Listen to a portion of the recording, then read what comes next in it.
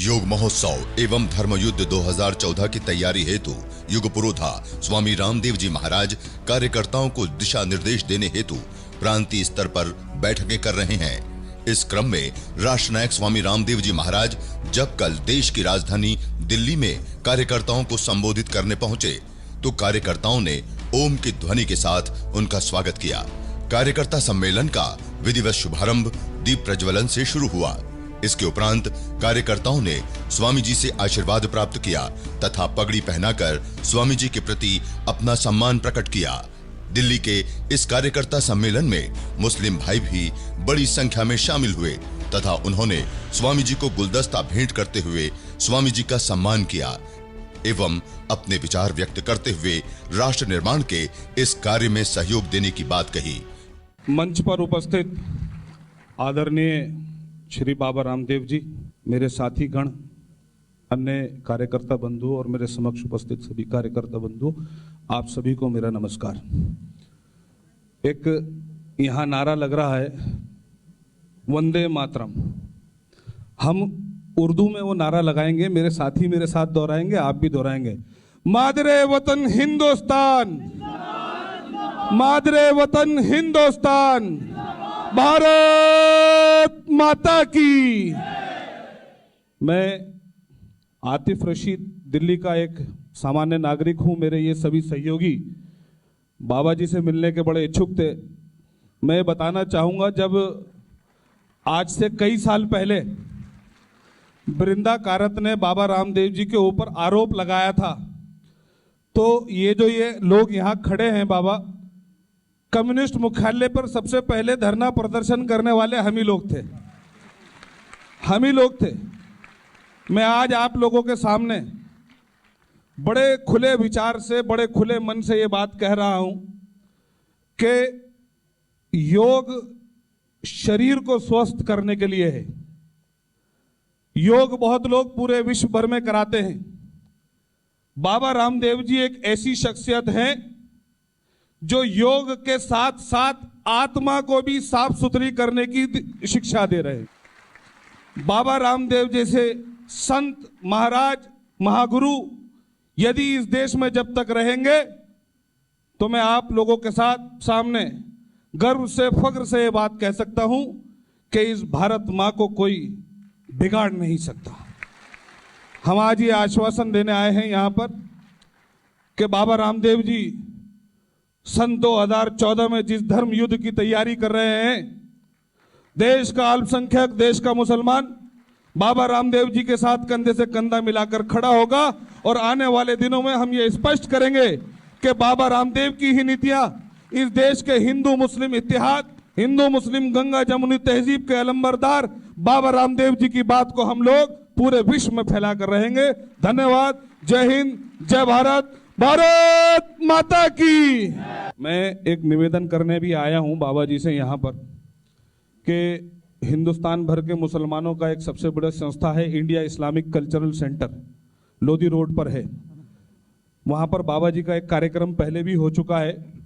मैं बाबा जी से निवेदन करने आया हूँ कि हम दिल्ली भर के पढ़े लिखे युवा मुस्लिमों के साथ जो देश की तरक्की में बराबर की हिस्सेदारी चाहते हैं, जो देश को हिंदू मुस्लिम से ऊपर उठकर देखना चाहते हैं, ऐसे मुसलमानों के साथ आदरणीय बाबा रामदेव जी की एक मुलाकात का कार्यक्रम कराना चाहते हैं और उसका निवेदन करने के लिए आए हैं यहाँ बाबा रामदेव जी से कि बाबा रामदेव जी जिस दिन भी हमें समय देंगे उस दिन दिल्ली भर के सभी बुद्धिजीवी मुसलमान, चाहे वो मदरसों से ताल्लुक़ रखते हों, चाहे वो मस्जिद से ताल्लुक़ रखते हों, चाहे वो संस्थाओं से ताल्लुक़ रखते हों, चाहे वो शैक्षणिक संस्थाओं से ताल्लुक़ रखते हों, हम उन सब के साथ आदरणीय श्री बाबा रामदेव जी का एक इंटरेक्शन रखना चाहते हैं। हम ये निवेदन करेंगे बाबा जी हमें कोई उपयुक्त उसके लिए समय दें।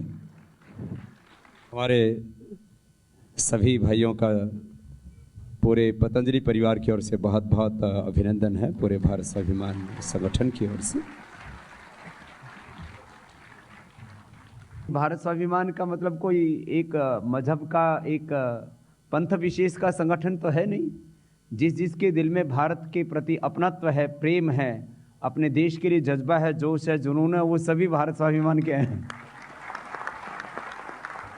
तो उस हमारे आतिफ भाई ने जैसे सबको अपनी बात रखी, तो ये भी अपने ही हमवतन और हमारे ही हमराही और एक लक्ष्य है हम सबका।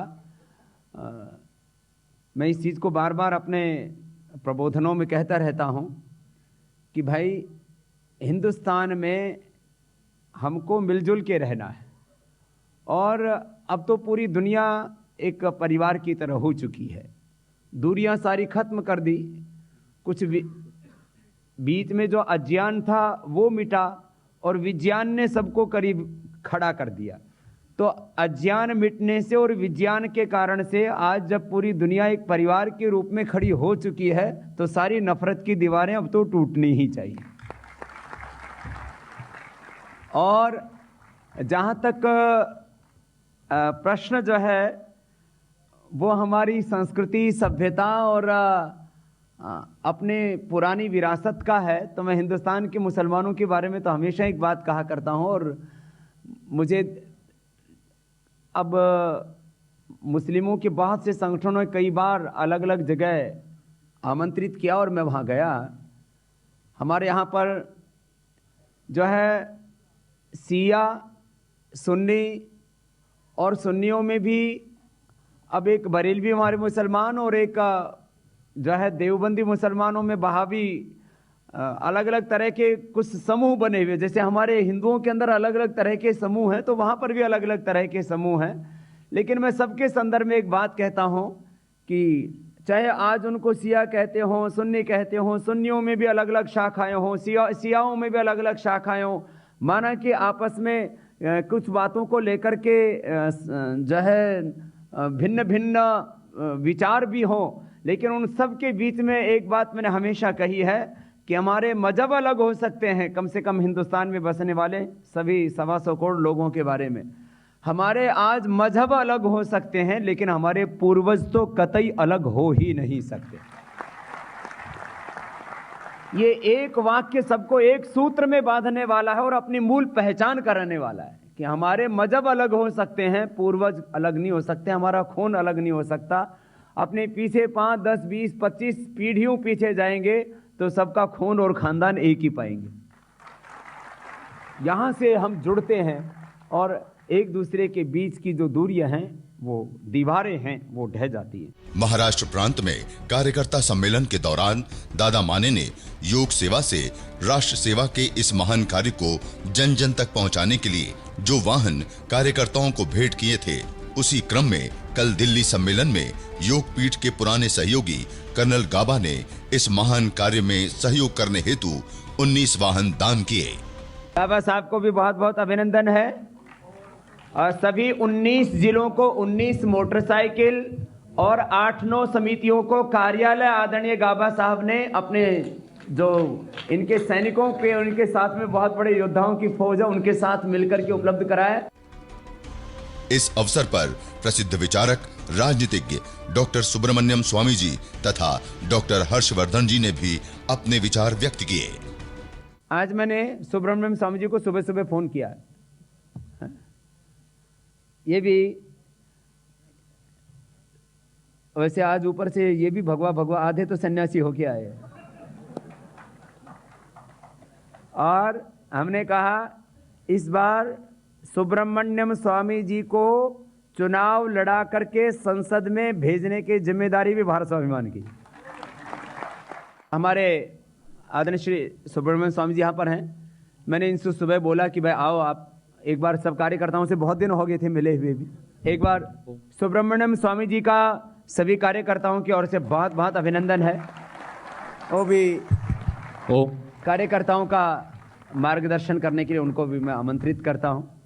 आदरणीय पूजनीय स्वामी जी, उपस्थित कार्यकर्ता बंधुओं, 700 साल पहले इटली में ही एक सिद्धि पुरुष पैदा हुआ था। उसका नाम था नोस्ट्राडेमस। उसने भविष्यवाणी लिखी थी, यानी 1000 साल के लिए भविष्यवाणी लिखी। उसने सीधी भाषा में नहीं लिखी, लैटिन में लिखी और उसके अनुवाद करने में बहुत विशेषज्ञों ने मेहनत करके आखिर में एक सरल अनुवाद करके सबको पहुंचाया। 20 साल पहले वो पुस्तक मेरे हाथ में आई, जब मैं थोड़ा निराश था कि इस देश को क्या हो रहा है, कब सुधरेगा, तो उसमें हिंदुस्तान के बारे उसका एक उल्लेख है। तो उन्होंने हिंदुस्तान के बारे ये लिखा, उसने कहा इस साल में, वो लगभग अब मिलता जुलता है 2010-2015 के बीच में, एक संत आएंगे हिंदुस्तान में राजनीति में, और वो संत हिंदुस्तान का पुनरुत्थान करेंगे और हिंदुस्तान को अखंड भी कर देंगे।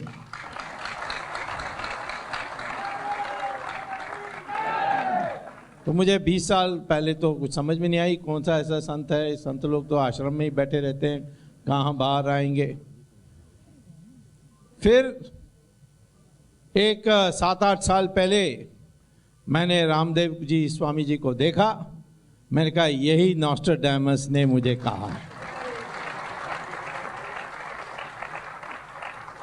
विश्वामित्र ने जो काम किया है वही आज बाबा रामदेव हमारे लिए कर रहे हैं।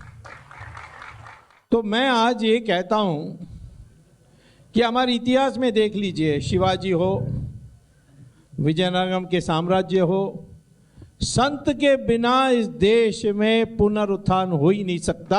आज हमारे पास एक संत है जो कर्मयोगी भी है। संत तो बहुत है हमारे देश में, लेकिन कर्मयोगी जो वचन लेके भारत देश में घूम रहे हैं। भारत देश क्या, विदेश में आए थे। मैंने एक कार्यक्रम किया था, उसमें मैंने कहा स्वामी जी 5 मिनट आ जाइए। वो आए और उन्होंने 20 मिनट में ऐसा भाषण दिया कि वहाँ उपस्थित लोग ऐसा हर्ष हुए, क्योंकि उन्होंने लोगों को सीधी बात सरल भाषा में समझाई। आज स्वामी जी क्या कर रहे हैं, बाबा रामदेव हमारी मंशा को तैयार कर रहे हैं। उस मंशा को तैयार करने से इस देश को बड़ी तेजी से विकसित बनना एक बहुत साफ मौका है। हमारे देश में किसी चीज़ की कमी नहीं है। कृषि में हमारे बड़े देशों में एकमात्र देश है जिसमें 12 महीने हम कृषि कर सकते हैं। अमेरिका में 5 महीने कृषि नहीं कर सकते। क्यों? क्योंकि वहाँ हिम गिरती है। यूरोप में भी हिम गिरती है। चाइना में भी 3 महीने के लिए आप नहीं कर सकते हो, लेकिन हिंदुस्तान में 12 महीने आप कृषि कर सकते हैं, कृषि का काम कर सकते हैं। माने 3 फसल बो सकते हैं, लेकिन यहाँ 25% जमीन पर ही हम 1 से ज़्यादा फसल बोते हैं। 3 गुना हमारी फसल बढ़ सकती है। कोई ज़्यादा और इन्वेस्टमेंट की जरूरत नहीं है। भगवान ने ये कृपा की हमारी ऊपर, इस क्षमता को हम प्रयोग नहीं कर रहे। 1 हेक्टर में जो हम पैदावार करते हैं वो साउथ अफ्रीका, इजिप्ट, जापान से तो 1/7, 1/8 है। हमारे देश में Indian council of agricultural research है, इंडियन एग्रीकल्चरल रिसर्च इंस्टीट्यूट है, जिसमें वो एक्सपेरिमेंटल प्लॉट है, उनका जमीन है जिसमें वो एक्सपेरिमेंट करते हैं।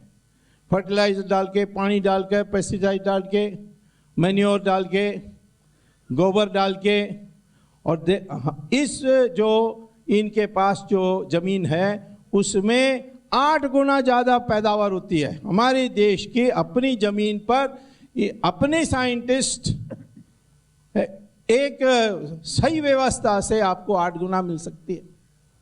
हमारे देश की जो पैदावार है कृषि में वो दुनिया के सबसे सस्ता है। चावल 7 गुना दाम ज़्यादा है साउथ अफ्रीका में, जापान में, यूरोप में। फल भी, सब्जी भी। दूध हमारे देश में 150 यानी 15 करोड़ गाय हैं हमारे देश में, 15 करोड़ गाय, लेकिन औसत में 200 लीटर दूध।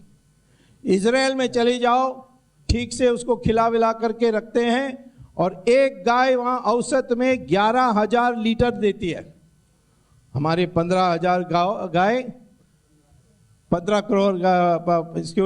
करोड़ गाय आपको 11,000 लीटर देगी, तो आप तो दूध में स्नान कर सकते हैं, इतना दूध हमारे देश में हम पैदा कर सकते हैं। और विदेशों में, यूरोप में दूध का दाम कितना है? भारत की सरकार, भारत की मिली हुई दूध है उसके दाम के अनुसार 11 गुना ज्यादा है। निर्यात कर सकते हैं। उसके लिए एक एक डिस्ट्रिक्ट में एक छोटा एयरपोर्ट होना चाहिए, कोल्ड स्टोरेज होना चाहिए, पैकेजिंग इंडस्ट्री होना चाहिए। कृषि से ही हम दुनिया को खिला सकते हैं, कृषि की अंतर्राष्ट्रीयकरण कर सकते हैं, दुनिया को हरा देंगे हम। लेकिन कृषि का साथ यह व्यवहार हुआ है कि आज किसान लोगों को आत्महत्या करना पड़ रहा है। किसी बात पर हम पीछे नहीं। स्वामी जी ने एक बात कही है, आज हम बीजेपी में एक कमेटी बनी है, नितिन गडकरी उसमें मैं हूं।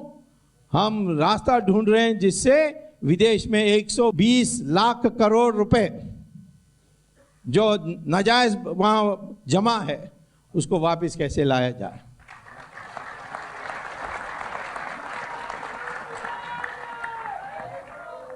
सबसे पहले बाबा रामदेव ने हम लोगों का ध्यान आकर्षित किया इस पर, नहीं तो कोई नहीं बोलता था।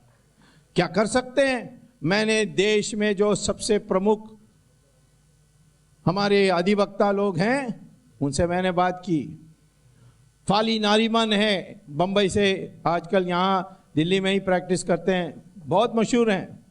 उनसे मैंने पूछा हो सकता है? उन्होंने कहा देखो 2005 में यूनाइटेड नेशंस पर टेररिस्ट फाइनेंसिंग पर डिस्कशन हुई थी, और अब मैं कहता हूँ कि आपकी सरकार बनेगी तो ये पैसा वापस लाने के लिए क्या करना चाहिए कि कानून पास करने के लिए समय लगेगा, क्योंकि उस तक वो खाता को खाली कर देंगे। तो एक ऑर्डिनेंस निकालो, ऑर्डिनेंस में ये कहो कि इन 70 देशों में जहां गुप्त बैंकिंग होती है वहां जो भी हिंदुस्तानी नागरिक जिसका खाता है उसका राष्ट्रीयकरण हम करते हैं। और यूनाइटेड नेशंस की कानून के अनुसार बनाई हुई उनकी प्रस्ताव जो उन्होंने पास किए उसके अनुसार यदि आप ये बात भी जोड़ देंगे कि कोई भी अपना खाते के बारे ये दिखा दें कि मैं जायज़ रूप से इसको मैंने खोला है और जो पैसा डाला वो सब बिल्कुल विधि अनुसार है, तो वो अकाउंट को वापस कर देंगे, ये भी आप वचन दे दीजिए। तो ये सारा जो 120 लाख करोड़ रुपए जो बाहर है ये सब आपको सपुर्द कर देंगे हमारे देश को। एक ऑर्डिनेंस निकालने के लिए जरूरत है, ये आज की सरकार नहीं कर सकती क्योंकि उनका ही खाता है वहां, उसको कैसे वो सरकार को देंगे। तो इसीलिए 120 लाख करोड़ रुपए आ जाएं तो टैक्स की क्या जरूरत है? कुल मिलाकर के इनकम टैक्स हमारी बजट में कितना है? सिर्फ 2 लाख करोड़। एक तो यहां तो ये 120 लाख करोड़ मिलेगा, उसके अतिरिक्त भी पैसा चाहिए। स्पेक्ट्रम को नीलाम कर दो, 1,76,000 करोड़ मिल जाएगी आपको। कोयले की जो है, कोयला का आप नीलाम कर दो, जो कोयले के जो प्लॉट्स होते हैं उसको नीलाम कर दो, कितना मिलेगा? 11 लाख करोड़ मिलेगा। जो खनिज तेल है उसका जो आप दे रहे हो बड़े बड़े सेठों को मुफ्त में, उसको आप नीलाम कर दो, 24 लाख करोड़ मिलेगा। आगे आने वाले 15-20 साल के बाद दुनिया में यूरेनियम खत्म हो जाएगी, और उसके बाद क्या करने वाले हैं वो लोग विदेशों में, अमेरिका में? वो थोरियम एक दूसरा खनिज है, एक दूसरा वस्तु है, वो जो न्यूक्लियर का है, उससे भी न्यूक्लियर एनर्जी पैदा की जा सकती है। थोरियम, दुनिया का 60% थोरियम हिंदुस्तान में पाया जाता है। उसका थोड़ा रिसर्च बाकी है। पिछले दिनों 48 लाख करोड़ का तो उधर केरल और तमिलनाडु हाँ, इसलिए स्मगलिंग हो रही है, और रेत को उठा के ले जा रहे हैं। 48 लाख करोड़, हाँ 48 लाख करोड़ हर साल गायब हो जाती है स्मगलिंग से। और किसके कारण ये जमा हो रही है? राम सेतु के कारण। क्यों? ये जो आती है लहर समुद्र की, वो टकराती है राम सेतु के साथ, फिर टकराने के बाद हमारी जो तट के किनारे जाकर के वो पानी गिरती है, उसमें ये रेत आती है, उसमें थोरियम है। राम सेतु को काट देते तो वो पानी सीधा चली जाती है हिंदू सागर में, और वहाँ अमेरिका का जो जगह है डिगो गार्सिया, वहाँ उसको इकट्ठा करके ले जाएंगे। ये था साजिश, लेकिन अब तो नहीं कर सकते। हम कोर्ट में, सुप्रीम कोर्ट में चले गए और उस पर रोक लगवा दी। आपको बताने चाहता हूं कि कितने हमारे देश के साथ अन्याय हुआ। ये सारी अन्याय हुई है क्योंकि लोग क्या समझते हैं कि 80% हिंदू हैं, इकट्ठे हो जाएंगे तो फिर कोई किसी को सुनने की जरूरत नहीं होगी, उसीलिए बांटने में लगे हैं, जात पर, वर्णा पर। मैं पूछने चाहता हूं कि जन्म से कब वर्णा तय हुआ? श्री कृष्ण भगवान तो कहते हैं गीता में कि ये तो गुण के आधार पर तय हुआ है। कहाँ से जन्म से हुआ? जन्म से होता है तो फिर वेद व्यासा, जिसका माँ मछुआरा थी, कैसे बनते महर्षि? वो कहते हैं कि जो कालिदास थे वो तो जंगल में पेड़ों की शाखाओं को काटते थे, वो बन गए महर्षि, महाकवि। और विश्वामित्र क्षत्रिय घर में पैदा हुए, वो ऋषियों के ऋषि, उनसे भगवान भी डरते थे। इसीलिए मैं उनको, स्वामी जी को विश्वामित्र कहता हूं, क्योंकि भगवान भी उनसे थोड़ा डरते हैं। तो हमारे देश में जो भी कुकर्म करेगा, वो कोई भी वर्ण का हो, किसी भी जाति का हो, माफ नहीं करते। रावण बताइए कौन सा वर्ण के थे? वो ब्राह्मण थे। इसीलिए आज हम सब लोगों को एक होना चाहिए, सब जाति वर्ण ये सब भूल जाना चाहिए, सिर्फ अपने को हिंदुस्तानी समझना चाहिए। और हिंदुस्तानी में हिंदू भी है, मुसलमान भी है, क्रिश्चियन भी है, जो अपने को इस देश के साथ जोड़ने चाहता है।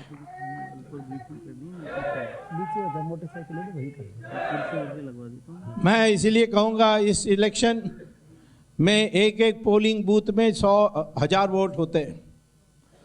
आप इस पोलिंग बूथ एक एक को आप 5 लोगों की कमेटी बना करके एक पोलिंग बूथ अपना बना लीजिए, और उसमें जो वोटर लिस्ट है उसको लेकर एक एक घर जाकर देखिए कौन अभी जिंदा है, कौन अभी मर गया, कौन चले गया। नकली वोट ना पड़े।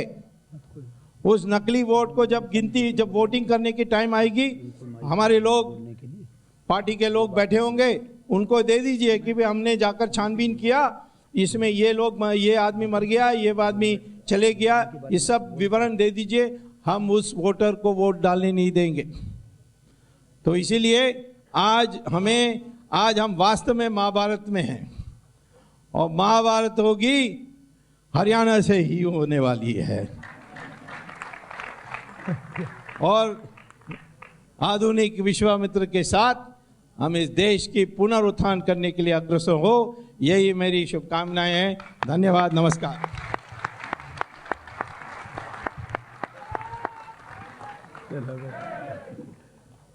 हमारे मंच पर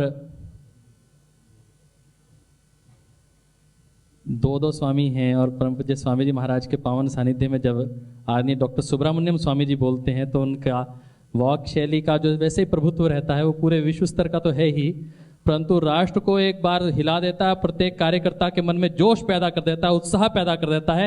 ऐसे आदरणीय डॉक्टर सुब्रमण्यम स्वामी जी को पूरे सदन की ओर से हम अभिनंदन करते हैं। एक बार जोरदार करतल ध्वनि द्वारा ऐसे साहसी व्यक्तित्व को, ऐसे निर्भीक व्यक्तित्व को, जो बड़ी से बड़ी ताकत के सामने बहुत साहसपूर्ण अपनी बात को रखते हैं और पूरी विद्वता के साथ, पूरे प्रमाणों के साथ, पूरे तथ्यों के साथ, ऐसे नहीं कि लगा कि कोई बात आई सामने और उसको वैसे रख दिया, उसे प्रमाणों के साथ रखते हैं और उसको सुप्रीम कोर्ट में जाकर फिर स्वर भी देते हैं।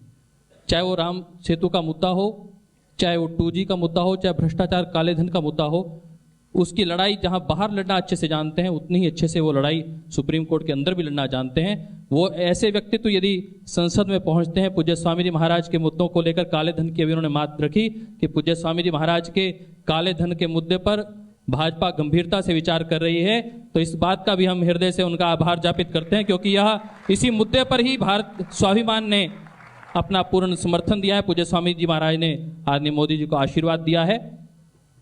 मैं जहां श्री हर्षवर्धन जी जो वास्तविक रूप से दिल्ली के मुख्यमंत्री होने के हकदार रहे हैं और बनेंगे, ऐसा हमारी बहुत सी शुभकामनाएं हैं, वह अवसर दूर नहीं है।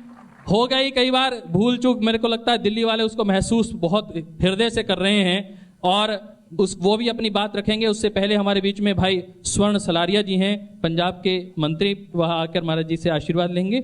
और मैं माननीय श्री हर्षवर्धन जी से फिर निवेदन करूंगा। इस बीच में हमारे बीच में श्री सत्य प्रकाश राणा जी विधायक, वो भी आए हैं, वो महाराज जी से आशीर्वाद ले रहे हैं।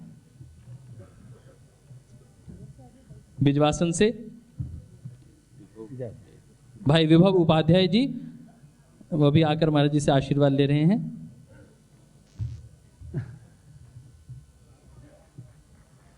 भाई स्वर्ण सलारिया जी, आप पंजाब सरकार में मंत्री हैं। नरेश जी हसनगढ़ से एमएलए हैं। ये वो भाई हैं, वो भी आकर आशीर्वाद लेंगे। भाई नरेश जी, जहां भारत स्वाभिमान को दायित्व सौंपा गया था, पूज्य स्वामी जी महाराज की ओर से संकेत किया गया था कि इन क्षेत्रों में को अपने को कार्य को देखना है, और वहां कहीं कोई पार्टी आकर टिक नहीं पाई, और वहां ये कार्यकर्ता कहीं 30,000 कहीं 50,000 मतों से 20,000 मतों से आकर जीत कर आए हैं। इन सब विधायक भाइयों का आज अभिनंदन। और मैं आमंत्रित कर रहा हूं आदरणीय श्री हर्षवर्धन जी, डॉक्टर हर्षवर्धन जी आए और भारत स्वाभिमान के इन कार्यकर्ताओं को संबोधित करें। आदरणीय डॉक्टर हर्षवर्धन।